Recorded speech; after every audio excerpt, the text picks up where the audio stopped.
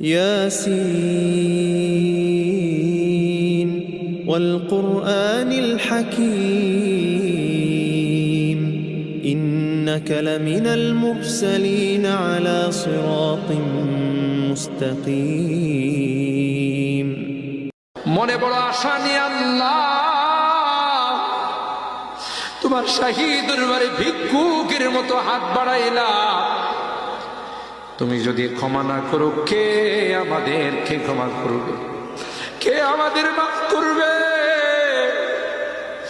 ভিক্ষুকে একজনের কাছে ভিক্ষা না পেলে আরেকজনের কাছে পায়। এক দুয়ার থেকে বিতাড়িত হলে আরেক দুয়ারে যায়। তোমার দরবার থেকে যদি মাহরুম হয়ে যায়, বিতাড়িত হয়ে যায়,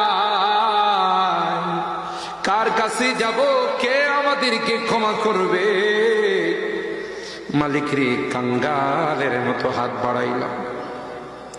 তাওবা করতেছি, আর জীবনে কোনোদিন নামাজ ছাড়ব না, আর জীবনে কোনো গুনাহ করব না, আর জীবনে কোনোদিন বেপরদায় চলব না।